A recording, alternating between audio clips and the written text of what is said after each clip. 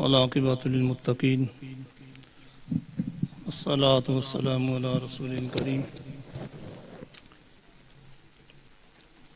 وعلی آلہ واصحابہ اجمعین اما بعد فاعوذ باللہ من الشیطان الرجیم بسم اللہ الرحمن الرحیم والذی ارسل رسولہ بالہدی ودین الحق لیظہرہ علی الدین کلہ وکفی باللہ ببرکۃ ان اللہ وملائکتہ یصلون علی النبی یا ایھا الذین آمنوا صلوا علیہ وسلموا تسلیما اللہم صل علی سیدنا و مولانا محمد وعلی آل سیدنا و مولانا محمد وبارک وسلم وصلی علیہ الصلاۃ والسلام علیک یا سیدی یا رسول اللہ وعلی آلک واصحابک یا سیدی یا شفیع المذنبین الصلاۃ والسلام علیک یا سیدی یا رسول اللہ وعلی آلک واصحابک یا سیدی یا خاتم النبیین قابل سب تعظیم و تکریم وابستگان دامن طریقت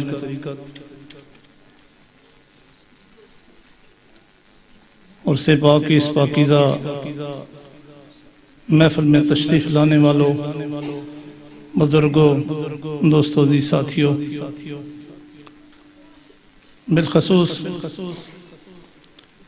قبلہ عالم حضرت صوفی پیر محمد اسلم نقشبندی مجددی رحمۃ اللہ علیہ دربار عالیہ نقشبندیہ مجددیہ شہادپور شریف آپ کی اس عرس پاک کی سالانہ تقریب میں اور زیب مسند صدارت قبلہ عالم پیر طریقت رابر شریعت پیر صوفی ریاض احمد اسلمی صاحب نقشبندی مجددی دامت برکات العالیہ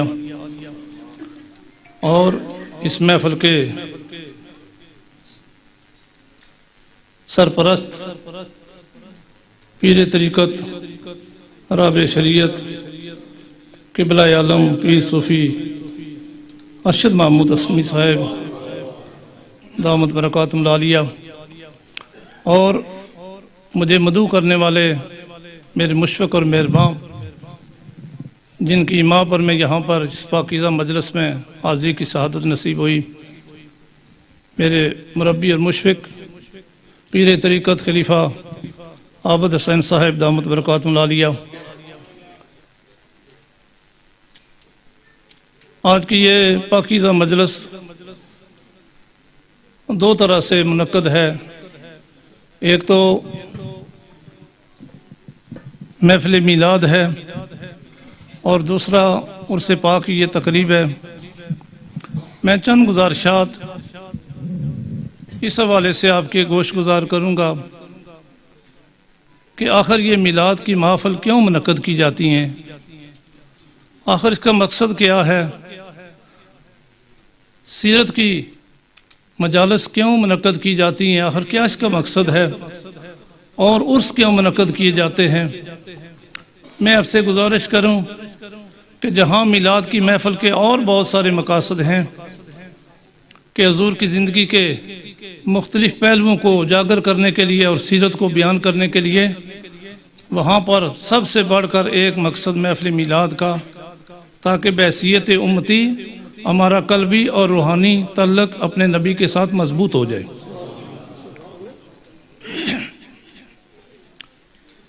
میں پہلے آیہ مبارکہ کا ترجمہ آپ کی خدمت میں عرض کرتا ہوں کہ رب تعالیٰ نے اپنا تعارف اپنے حبیب کے حوالے سے کرایا هو الذی ارسل رسولہ کہ اللہ وہ ہے جس نے اپنے رسول کو بھیجا ہے کیسے بھیجا خالی مولی بھیج دیا تہی دامن بھیج دیا کوئی کچھ چیز پاس نہیں تھی نہیں فرمایا هو الذی ارسل رسولہ بالہدی وہی اللہ ہے جس نے اپنے رسول کو بھیجا ہے نور ہدایت کے خزانے دے کر بھیجا ہے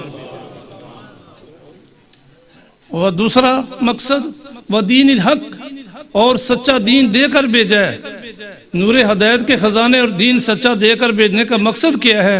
لِیُظْهِرَهُ عَلَى الدِّینِ کُلِّهِ، تاکہ یہ دین اسلام روئے زمین پر تمام دینوں پر غالب آ جائے۔ وَقَفَى بِاللَّهِ شَهِیدًا، اس حقیقت کو تم مانو یا نہ مانو، سر تسلیم خم کرو یا نہ کرو، اللہ کی ذات اس پر گواہ کافی ہے۔ میں نے یہ عرض کر دیا آپ کے سامنے اس کا ترجمہ سیدھا سادہ، لیکن آئیے تھوڑا جائزہ دیتے ہیں نور ہدایت کے خزانے کیا ہیں۔ کلمہ 1، نماز 2، اور روزہ 3، حج زکوٰۃ اور قرآن 30 پارے، اور سجدہ تلاوت استغفار، اور جتنے صدقہ و خیرات اور عادات معمودہ اور جتنے نیکی کے کام ہیں اس دنیا کے اندر امت کے سپرد ہوئے ہیں، یہ نور ہدایت کے خزانے عطا رب نے فرمائے، تقسیم نبی پاک صلی اللہ علیہ وسلم نے فرمائے۔ اہل اللہ کی بارگاہ میں یہ سوال ہوا کہ ارشاد فرمائیں کہ نبی اور امتی کا تعلق کیا ہوتا ہے؟ حضور تشریف فرمائے مدینہ طیبہ میں میوے استرات ہیں، گنبد خضرا کے مکین ہیں، اور امتی جو ہیں وہ ساری روئے زمین پر پھیلے، شرق اور غرب شمال۔ حضرت مفتی صاحب ماشاءاللہ تشریف لائیں، میں ان کا نام نہ لے سکا، عظیم سکالر ہیں ماشاءاللہ میر پر سے۔ یہ امتی جو ہیں یہ روئے زمین پر ہیں، اور نبی تشریف فرما مدینہ طیبہ کے اندر ہیں۔ آخر اس امتی اور نبی کا آپس میں تعلق کیا ہے، اور واسطہ کیا ہے، رابطہ کیا ہے، نسبت کیا ہے؟ تو فقیر نے یہ جواب دیا کہ جب انسان کلمہ نبی کا پڑھ کر دائرہ اسلام میں داخل ہوتا ہے، اس امتی کا قلبی، روحانی، باطنی، لطیف اور نورانی رابطہ اپنے نبی کے ساتھ جڑ جاتا ہے۔ وہ شرق میں ہو یا غرب میں ہو، غیر محسوس انداز میں اس کا رابطہ جڑ جاتا ہے۔ اور پھر اہل اللہ کی بارگاہ میں یہ دوسرا سوال ہوا، اس رابطے کی مضبوطی کیسے ہو سکتی ہے، درمیانی سفر کیا ہے؟ تو انہوں نے ارشاد فرمایا کہ آدمی جب راہ حق پر ثابت قدم ہو جاتا ہے، گناہوں سے توبہ کر لیتا ہے، ذکر فکر کے ساتھ دوستی لگا لیتا ہے، اور وضو با طہارت رہتا ہے، دنیا کے کام کاج کرتا ہے، اور ساتھ اللہ اللہ کرتا ہے، تو پھر کیا ہوتا ہے؟ یہ امتی اور نبی کا رابطہ آہستہ آہستہ مضبوط تر ہوتا چلا جاتا ہے۔ اور تیسرا سوال کیا اسی مرد حق نے ایک درویش کی بارگاہ میں کہ پہلی بات تو سمجھ آ گئی کہ کلمہ پڑھا تو قلبی رابطہ پیدا ہو گیا، روحانی رابطہ پیدا ہو گیا۔ دوسری بھی بات سمجھ آ گئی کہ اعمال صالح پر کار بند ہو گیا، تو پھر کیا ہے کہ یہ رابطہ مضبوط سے مضبوط تر ہوتا چلا گیا۔ تیسرا سوال کیا کہ اس امتی اور نبی کے رابطے کی انتہا کیا ہے؟ تو یہ اللہ کے فقیر نے جواب دیا کہ وہ بندہ کہ جو دائرہ اسلام میں داخل ہوا، سچی توبہ کی اور راہ حق پر ثابت قدم ہو گیا، اور راہ عظیمت اس نے اختیار کی، مجاہدہ کرتا رہا، نفس اور شیطان کے شرور سے اپنے آپ کو بچاتا رہا، اور روئے زمین پر چلتا رہا۔ ایک دن آئے گا اس امتی کا اپنے نبی کے ساتھ روحانی رابطے کی انتہا کی یہ کیفیت ہوگی کہ شرق اور غرب میں جب وہ نماز پڑھے گا اور جب قعدہ اخیرہ میں جائے گا، التحیات للہ والصلوات والطیبات السلام علیکہ ایہا النبی ورحمۃ اللہ وبرکاتہ، ان کلمات سلامی کلمات طیبات پر پہنچے گا، تو جب یہ سلام پیش کرے گا حضور کی بارگاہ میں، اس کا جسم ادھر مسلح پر رہے گا، روح در رسول پر حاضر ہو جائے گی۔ یہ اس کے روحانی اس امتی کی نبی کے ساتھ رابطے کی انتہا ہو جائے گی، اور انتہا ہو جائے گی۔ میں ویسے بات نہیں کرتا آپ کے سامنے، میں 20 مثالیں دے سکتا ہوں، اور علماء بہتر جانتے ہیں اور مشایخ کی اجازت سے، لیکن میں ایک آپ کو حوالہ دیتا ہوں کہ شاہ عبدالحق محدث دہلوی رحمۃ اللہ علیہ دہلی کے اندر نماز پڑھا رہے ہیں، اور نماز ظہر کا وقت ہے، آپ نے نماز پڑھائی، قعدہ درمیانی قعدہ کیا اول، اور قعدہ اخیرہ جب کیا سلامی نہ پھرے، کافی دیر ہو گئی، عطایات کو انہوں نے طویل کر لیا، تو جو پیچھے نمازی تھے وہ بھی تنگ پڑ گئے۔ جب آپ نے سلام پھیرا تو نمازیوں کے اندر ایک بدتمیزی کا طوفان برپا ہو گیا۔ کوئی کہنے لگا میرا گاہک چلا گیا، میں دکاندار تھا، کوئی کہنے لگا میں قافلے کے ساتھ جا رہا تھا، بچھڑ گیا ہوں، آپ نے یہ کیسی نماز پڑھائی ہے؟ نماز کے اندر ارکان کے اندر تعدیل کا، یعنی تعدیل ارکان کا اعتدال سے کام لینا چاہیے، خیر الامور اوسط۔ تو آپ نے ارشاد فرمایا، جب بہت انہوں نے تنگ کیا تو آپ نے منہ نمازیوں کی طرف موڑا اور آپ نے ارشاد فرمایا، میرے نمازیوں مقتدیوں سنو، ان باتوں ان رازوں سے پردہ نہیں اٹھانا چاہیے، لیکن میں جب بھی نماز پڑھتا ہوں، جب قعدہ میں چلا جاتا ہوں اور پڑھتا ہوں تحیات للہ والصلوات والطیبات، السلام علیکہ ایھا النبی ورحمۃ اللہ وبرکاتہ، میرا جسم مسلح پر رہتا ہے، روح در رسول پر حاضر ہو جاتا ہے۔ نعرہ تکبیر، نعرہ رسالت، نعرہ تحقیق، نعرہ حیدری۔ پھر کیا ہوتا ہے؟ اس وقت تک میں سلامی کلمہ السلام علیکہ ایھا النبی یہ دہراتا رہتا ہوں جب تک قبر رسول سے میرے سلام کا جواب نہیں آتا ہے۔ اور آج میں نے سلامی کلمہ 70 دفعہ پڑھا ہے، پھر قبر رسول سے مہربانی ہوئی، سلام کا جواب آیا، میں نے نماز کو مکمل کیا۔ سب نے ہاتھ جوڑ لیے، سر نیچے کر لیا اور کہنے لگے حضرت ہم معافی مانگتے ہیں، ہمیں یہ نہیں پتا تھا کہ آپ کا ایک قلبی اور روحانی اور باطنی طور پر بحیثیت امتی اور غلام اپنے نبی کے ساتھ اتنا رابطہ مضبوط ہے۔ حضرات گرامی، میں بھی نماز پڑھتا ہوں، آپ بھی نماز پڑھتے ہیں، میں بھی امتی ہوں، آپ بھی امتی ہیں، لیکن سلام کریں اس امتی کو جو دہلی کی نماز مسجد کے اندر نماز پڑھا رہا ہے اور اتحیات میں جاتا ہے تو در رسول پر روحانی طور پر حاضری ہو جاتی ہے۔ یہ ایک امتی کی نبی کے ساتھ انتہائی رابطے کی ایک میں مثال پیش کی ہے۔ یہ سارے جو پروگرام کرتے ہیں، عرس کے کرتے ہیں، 11ویں شریف کے کرتے ہیں، ذکر و صوفیاء ذکر فکر کراتے ہیں، درود شریف پڑھاتے ہیں، اس کا مقصد ایک ہے کہ بندے کا روحانی رابطہ خدا کے ساتھ ہو جائے اور امتی کا رابطہ نبی کے ساتھ ہو جائے، اور جس امتی کا رابطہ نبی کے ساتھ ہو جائے قلبی طور پر، اس کا رابطہ خود بخود خدا کی ذات کے ساتھ ہو جاتا ہے۔ دوسرا سوال سنیے، فقیر کی بارگاہ میں یہ سوال ہوا کہ آپ ارشاد فرمائیں کہ حضور تشریف فرمائے مدینہ طیبہ میں اور ہزاروں میل کے 4 دانگے عالم میں، شرق اور غرب میں آپ کے امتی پھیلے ہوئے ہیں، تو یہ سنتے آئے ہیں، ہر جمعے پر سنتے ہیں، ہر تقریر کے اندر سنتے ہیں، ہر مجلس کے اندر سنتے ہیں، ہر کتاب کے اندر پڑھتے ہیں کہ فیضان نبوت کا سلسلہ جاری ہے، نبوت کا فیضان جاری ہے، مدینے کا فیضان جاری ہے۔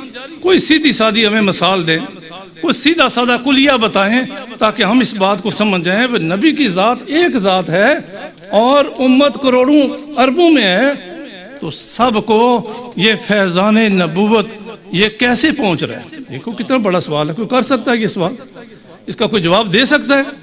لیکن اللہ کے فقیر نے دیا، جو نبی کی بارگاہ میں بھی قرب کی منزل پر فائز ہے، خدا کی بارگاہ میں بھی قرب کی منزل پر فائز ہے، تو اللہ کے فقیر نے جواب دیا کہ تمہیں میں یہ مثال دیتا ہوں، یہ حضور کی ذات مدینہ طیبہ میں ہے، یہ آفتاب نبوت ہے، یہ آفتاب نبوت ہے۔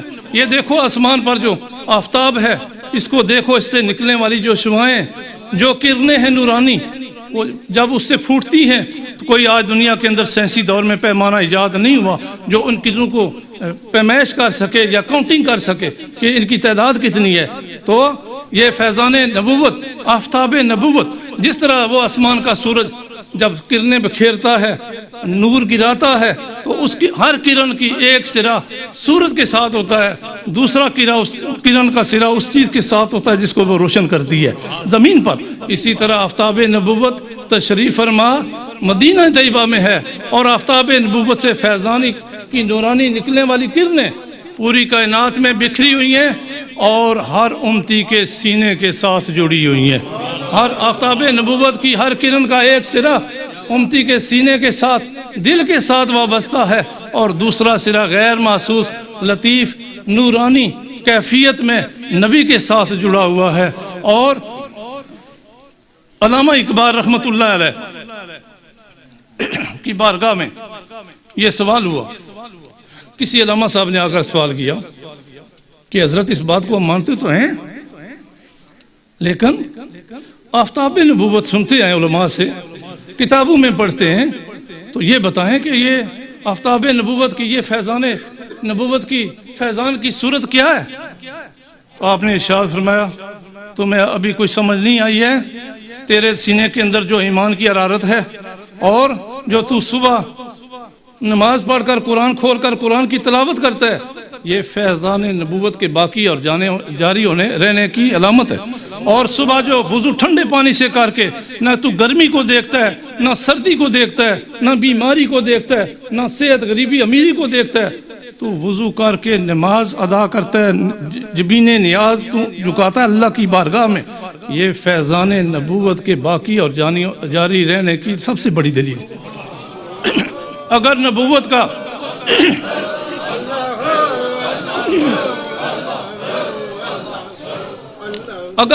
کا فیضان بند ہو جائے تو نماز نہ ادا کر سکے، نبوت کا فیضان بند ہو جائے تو روزہ نہ رکھ سکے، نبوت کا فیضان بند ہو جائے تو حج نہ کر سکے اور قرآن کی تلاوت نہ کر سکے۔ 24 گھنٹے دن اور رات یہ فیضان نبوت جاری ہے، قیامت تک جاری رہے گا۔ آپ نے کلام میں ارشاد فرمایا، آپ نے مولانا صاحب کو جواب دیا، علامہ اقبال رحمۃ اللہ علیہ، آپ معلوم ہے وہ شارع مشرق صرف شارع مشرق تو نہیں ہے، وہ مفسر قرآن بھی ہیں، ان کا کلام پڑھ کر دیکھیں۔ آپ ارشاد فرماتے ہیں نہیں پڑھا ہے تم نے قرآن؟ وَسِرَاجٌ مُنِيرًا إِنَّا أَرْسَلْنَاكَ شَاهِدًا وَمُبَشِّرًا وَنَذِيرًا وَدَاعِيًا إِلَى اللَّهِ بِإِذْنِهِ وَسِرَاجًا مُنِيرًا، یہ جو پانچویں صفت رب تعالیٰ نے اپنے حبیب کی ارشاد فرمائی ہے، بیان فرمائی ہے، اس سے مراد سراج منیر کا ایک مطلب آفتاب نبوت، روشن چراغ بھی ہے، آفتاب نبوت۔ آپ نے اپنی کلام میں یہ ارشاد فرمایا، اس شخص کو مخاطب کر کے، اس اللہ والے اس بندے کے سوال کے جواب میں آپ نے ارشاد فرمایا، می نہ دانی عشق و مستی از کجاست، می نہ دانی عشق و مستی از کجاست، این شوائے آفتاب مصطفیٰ است۔ تو تجھے نہیں پتہ ہے کہ یہ عشق و مستی کی، ایمان کی حرارت کی جو تیرے سینے کے اندر کیفیت ہے، یہ آفتاب نبوت کے فیضان کی بدولت ہے۔ حضرات گرامی، میں یہ میلاد کا پروگرام ہے، اس لیے میں نے آپ کے سامنے چند گزارشات جو ہیں وہ عرض کر دی ہیں کہ یہ کیوں منائے جاتے ہیں، اللہ والوں کا کیا مقصد ہو، ایسی مجلسیں جما کر میلے لگانے کا کیا مقصد ہوتا ہے؟ تاکہ اللہ کے بندوں کا روحانی طور پر خدا سے رابطہ ہو جائے، تاکہ اللہ کے بندوں کا روحانی طور پر نبی کے ساتھ رابطہ ہو جائے۔ شیخ سعدی رحمۃ اللہ علیہ کی بارگاہ میں ایک شخص حاضر ہوتا ہے اور عرض کرتا ہے، حضرت نماز بھی پڑھتا ہوں، روزہ بھی رکھتا ہوں، قرآن کی تلاوت بھی کرتا ہوں، استغفار بھی کرتا ہوں، صدقہ خیرات بھی کرتا ہوں، مجھے یہ بتائیں ان بزرگ لوگوں کے پاس جن کو اولیاء کہتے ہیں، جن کو عرف عام میں آج کل ہم پیر کہتے ہیں، پیشوا جو روحانی ہیں، ان کے پاس جانے کا کیا فائدہ ہے، کیا مطلب ہوتا ہے؟ تو آپ نے ارشاد فرمایا، مجھے اور تو کوئی نہیں پتا، یہ آپ کو معلوم ہے شیخ سعدی رحمۃ اللہ علیہ کوئی امت کے اندر کوئی معمولی شخصیت ہوئے، شریعت کے امام، طریقت کے امام، فقہ کے امام، حدیث کے امام اور مفسر قرآن، اور آپ نے یہ جو کلام لکھا ہے ایسے موتی پروئے ہیں حکمت سے کہ پوری اس فروع زمین پر جہاں پر بھی کوئی مسلمان رہتا ہے آپ نے ایسی حکمت سے گفتگو کی ہے، اسلام کی تبلیغ کی ہے، اور ایک کا ذہن اس کو ایکسیپٹ کرتا ہے۔ آپ نے ارشاد فرمایا کہ میں نے سنا ہے، شنیدم در روز امید و بیم، اے میرے بیٹے سوال کرنے والے، میں نے سنا ہے کہ اس دن کے جس بروز محشر کی اور ناکی برپا ہوگی، اور بیم و رجا کی، خوف بھی ہوگا، کچھ امید بھی رحمت کی ہوگی، اور عذاب کا خوف بھی ہوگا۔ میں نے اس دن سنا ہے یہ اللہ والے جو ہیں ان کی محبت کام آئے گی، اللہ تعالیٰ گناہوں کو معاف فرما دے گا۔ سنیے آپ نے کیا ارشاد فرمایا، شنیدم در روز امید و بیم، شنیدم در روز امید و بیم، میں نے سنا ہے کہ اس امید اور خوف کی کیفیت میں بداں رب نیکاں بخشت کریم، اللہ کی کریم ذات نیکوں کے صدقے بروں کو بالآخر بخش ہی دے گی۔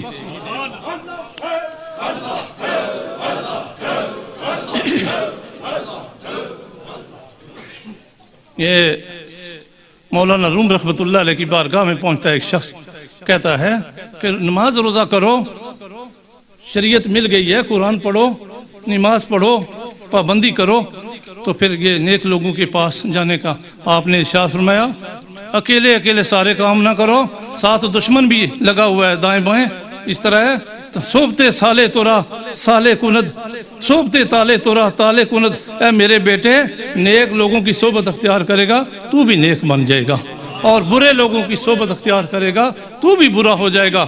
ایک نوجوان لڑکا آپ کی بارگاہ میں حاضر ہوتا ہے اور کہتا ہے حضرت خیر و شر کی سے عبارت ہے میری زندگی، کبھی خیر ہے کبھی شر، کبھی گناہ کرتا ہوں کبھی نیکی، اور گرتا پڑتا ہوں، کمزور ہوں، چاہتا ہوں میں نیکی کی طرف چلوں۔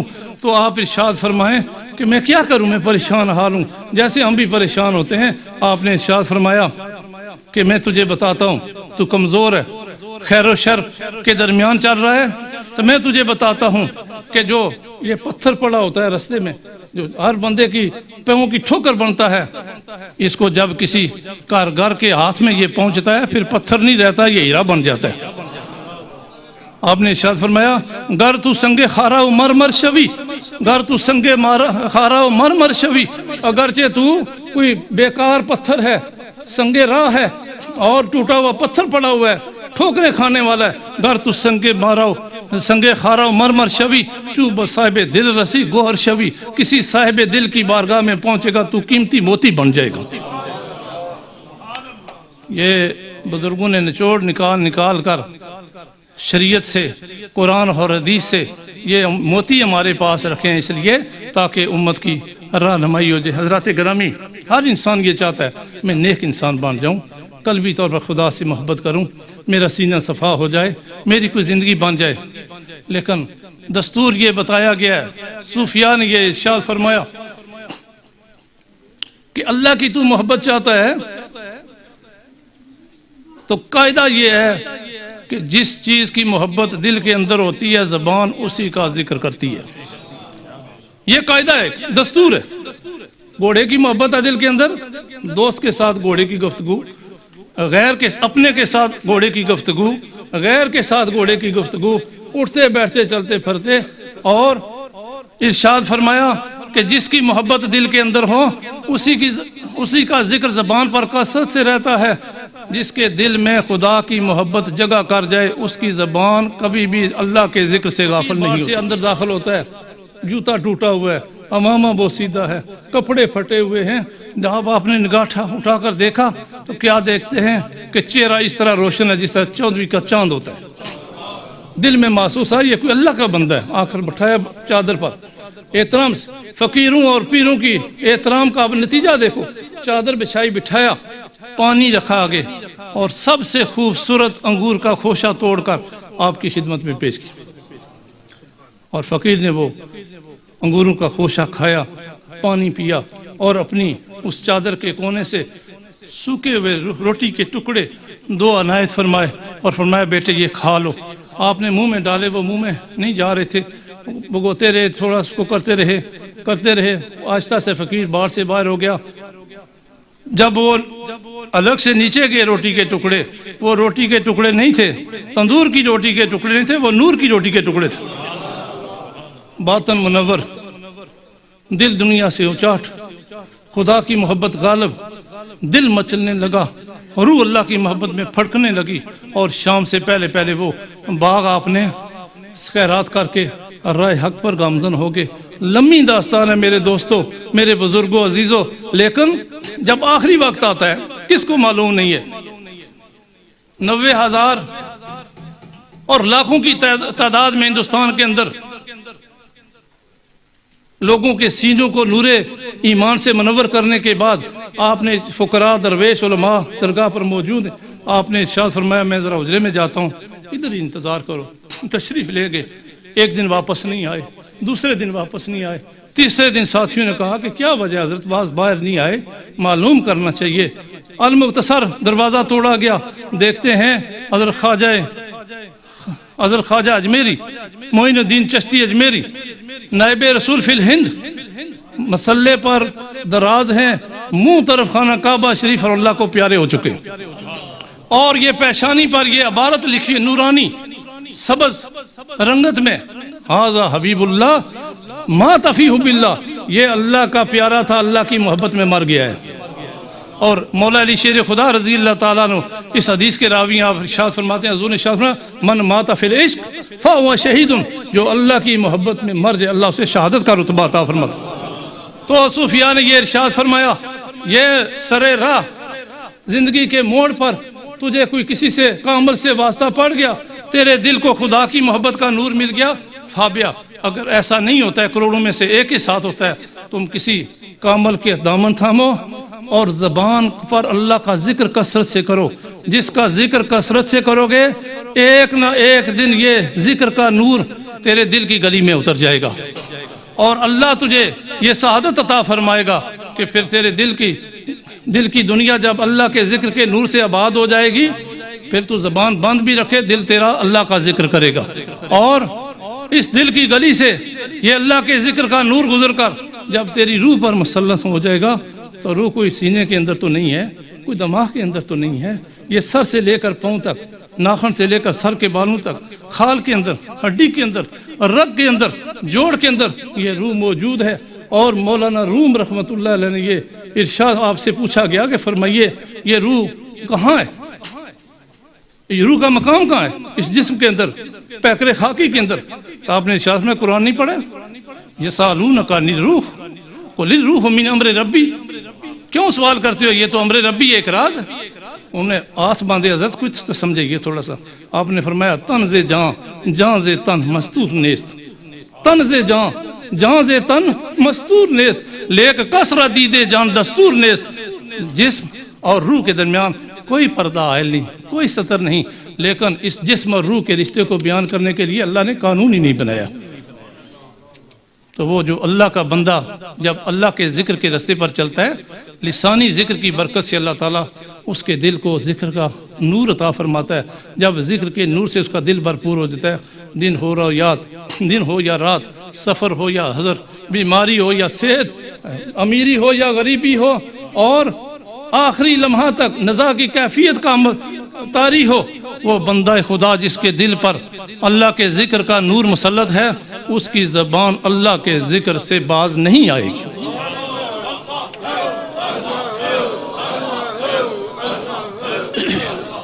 آپ کو معلوم ہے شیخ سعدی رحمۃ اللہ علیہ علماء جانتے ہیں، ایک روایت کے مطابق 120 سال عمر آپ کی ہوئی ہے، 120 برے، 40 سال علم حاصل کیا، 40 سال دنیا کی سیر کی، 40 سال گوشہ نشین ہو گئے۔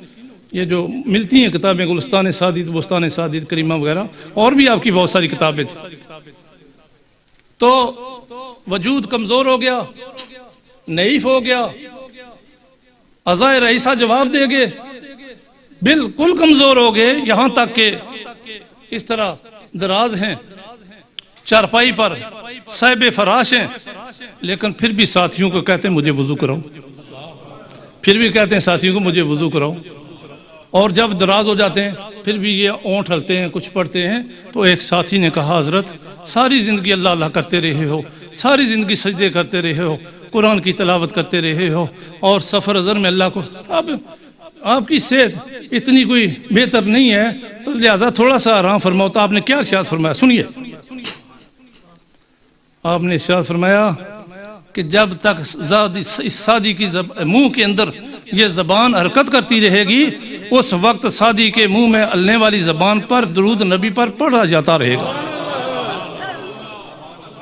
زبان تا بود درد ہاں جائے گیر، جب تک یہ زبان منہ کے اندر ہلتی رہے گی، اس کے اندر اتنی سکت رہے گی، ثنائے محمد بود دل پذیر، محمد صلی اللہ علیہ وسلم پر درود جو ہے یہ میری زبان پڑھتی ہی رہے گی۔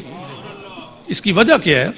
وجہ یہ ہے کہ شیخ سعدی رحمۃ اللہ علیہ کا دل کا جو برتن تھا وہ محبت رسول کے نور سے بھرپور تھا، اور جس کا دل محبت رسول کے نور سے بھرپور ہو جائے، مرتے دم تک زبان پر درود ہی رہے گا۔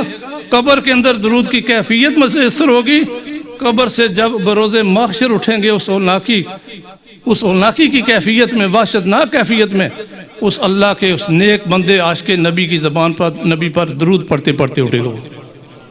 حضرات گرامی، اللہ تبارک و تعالی ہمیں اس محبت، ادب اور ذوق شوق کے راستے پر چلنے کی توفیق عطا فرمائے۔ دو صورتیں ہیں، ایک علم کی دنیا ہے. میں ابھی جو بات کرنے لگا ہوں اس کا مطلب یہ نہیں نکالنا کہ علم نہیں حاصل کرنا چاہیے. استغفر اللہ. بنی آدم از علم یابد کمال. اولاد آدم نے ابتدا سے انتہا تک اگر کوئی کمال پایا، ترقی پائی، کوئی دنیا کے اندر نام پیدا ہوا تو وہ بنیاد علم ہے. بنی آدم از علم یابد کمال. نہ جاہ و عشمت نہ مال و منال، اور کسی سے اس نے کمال نہیں پایا، علم کی بنیاد. بزرگ ہیں حضرت عبدالعزیز دباغ رحمۃ اللہ علیہ، غالباً ان کا مزار اقدس مراکش کے اندر ہے. کچھ اہل ایمان وہاں پر جاتے ہیں زیارت کے لیے. تو ان کی کتاب ہے ابریز. صاحب ابریز سکول نہیں پڑھے، مدرسے میں نہیں پڑھے، قرآن کی تعلیم حاصل نہیں کی، حدیث کی تعلیم حاصل نہیں کی، صرف اپنے مرشد کی خدمت میں لگے رہے. اب دیکھو، ہر کے خدمت کر دوں مخدوم شد، ہر کے خود را دید معروم شد. جو کسی کی خدمت کرتا ہے اللہ کے بندے کی، اللہ تعالیٰ اسے مخدوم بنا دیتا ہے.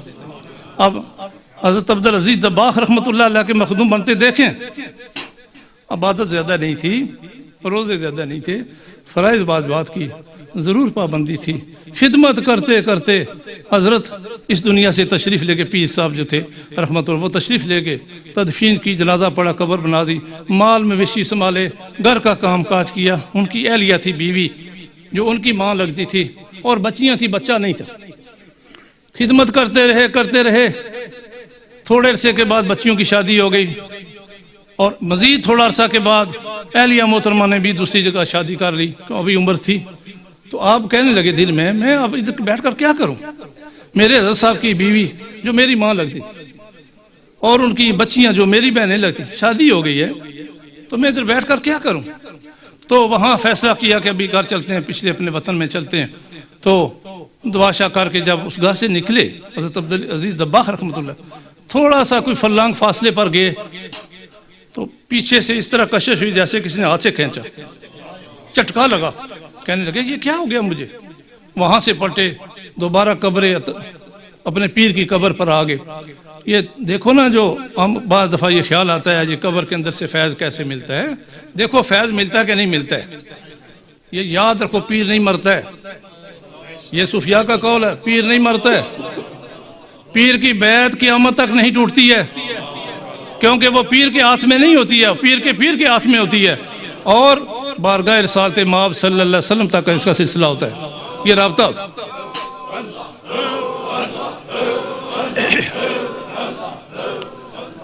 آپ جب واپس تشریف لے گئے، قبر پر بیٹھنے ہی لگے تاکہ پھر میں دعا کروں، کیا مسئلہ ہو گیا؟ تو دائیں طرف کیا دیکھتے ہیں؟ ایک شخصیت نورانی، پاکیزہ، سر تاپا نور، اس طرح ساتھ اپنے پاتے ہیں، انہوں نے سینے سے لگا لی، اور ساتھ فرمایا میں خضر ہوں، میں خضر ہوں، اللہ نے تیری پیر کے ساتھ وفا قبول کر لی ہے. نبی پاک صلی اللہ علیہ وسلم نے تیری پیر کے ساتھ وفا قبول کر لی ہے. میری ڈیوٹی لگی ہے، میں تیرے ظاہر اور باطن کو روشن کر دیتا ہوں. اور بتایا یہ دروشی پڑھنا، اتنا بتایا یہ دروشی پڑھنا، غائب ہو گئے.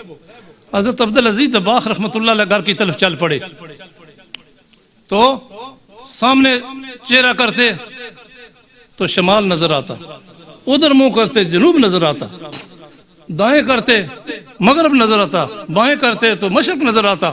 اور تنگ پڑ کر زمین پر لیٹ کر منہ نیچے کر دیا تو کیا دیکھتے ہیں؟ تخت سرا نظر آتا ہے. اور تنگ پڑ کر چہرے کو آسمان کی طرف کیا، عرش اولا نظر آتا ہے. بہرحال آپ اپنے استانے پر تشریف لے آئے، تعلیم نہیں تھی، لیکن ایک یہ ہوتا ہے علم، ایک ہوتا ہے کرم. علم کے سودے جدا ہوتے ہیں، کرم کے سودے جدا ہوتے ہیں. اس علاقے میں تھوڑا سا کوئی نزاع پیدا ہو گیا علماء کے اندر ایک حدیث پر. ایک علماء کا گروہ کہتا کہ یہ حدیث ہے حضور کی، دوسرا علماء کا گروہ کہتا ہے یہ حدیث نہیں ہے، کسی کی یہ قول ہے، کسی بزرگ کا، کسی امام کا، یا ضعیف ہے حدیث، یہ حدیث نہیں ہے، قول مصطفیٰ نہیں ہے، یہ کسی غیر کا قول ہے.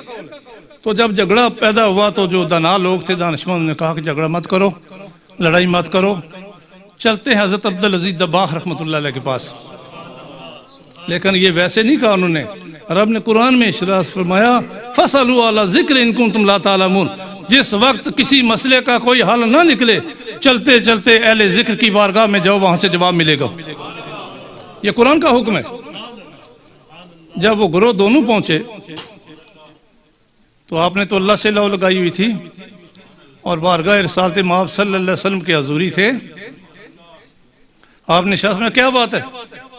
ایک جماعت کہنے لگی حضور ہم کہتے ہیں یہ حدیث ہے اور یہ دیکھو ہمارے ساتھ جھگڑا کرتے ہیں، یہ لوگ کہتے ہیں یہ حدیث نہیں ہے، تو کتنی بے ادبی کی بات ہے.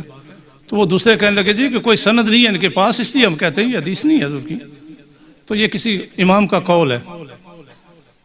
تو آپ خاموش ہو گئے کہنے لگے پڑھو حدیث کون سی ہے، کس پر جھگڑا ہے. تو ایک اس بندے نے حدیث پڑھی اٹھ کر اس مجلس سے. تو آپ تھوڑا خاموش ہو گئے. آپ فرمانے لگے یہ قول مصطفیٰ ہے. جو نہیں مانتے تھے انہوں نے کہا کہ فوراً اعتراض، انہوں نے کہا کہ آپ قرآن پڑھے ہوئے؟ نہیں پڑھا ہوں. آپ حدیث پڑھے ہوئے؟ نہیں پڑھا ہوں. آپ مدرسے میں پڑھے ہوئے؟ نہیں پڑھا ہوں. تو آپ کو کیسے پتہ چل گیا کہ یہ حدیث ہے، حضور کا قول ہے؟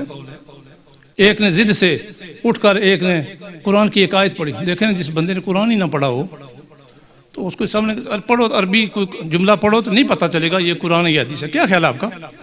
ایسے ہی ہے نا بھائی، جو قرآن نہیں پڑھا ہے بالکل اس کے سامنے پڑھو، کوئی ایک جملہ قرآن کا پڑھو، آیت کا یا حدیث کا پڑھو، وہ نہیں بتائے گا یہ قرآن ہے یا حدیث.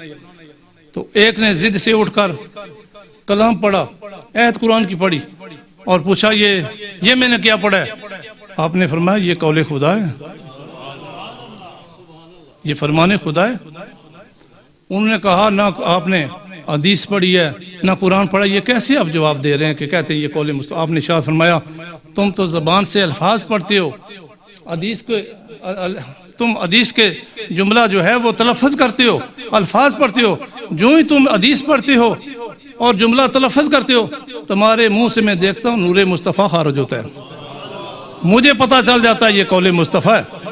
اور جب تم قرآن کی آیت تلفظ کرتے ہو، پڑھتے ہو زبان پر، اس وقت میں دیکھتا ہوں تمہارے منہ سے نور خدا خارج ہو رہا ہے، تو مجھے پتہ چل جاتا ہے کہ یہ قول خدا ہے. حضرات گرامی، یہ کون لوگ ہیں؟ یہ وہ لوگ ہیں، یہ بھی امتی ہیں کہ یہ بھی امتی ہیں، لیکن اس امتی کا مقام یہ ہے کہ اپنے نبی کے ساتھ جو قلبی روحانی رشتہ ہے انتہا پر پہنچے ہوئے ہیں. هو الذی ارسل رسولہ بالہدی ودین الحق لیظہرہ علی الدین کلہ وکفی باللہ شہیدا. وہی ہے اللہ نے جس نے اپنے رسول کو بھیجا ہے نور ہدایت کے خزانے دے کر اور سچا دین دے کر. مقصد یہ ہے کہ یہ دین اسلام اس روئے زمین پر سارے دینوں پر غالب آ جائے.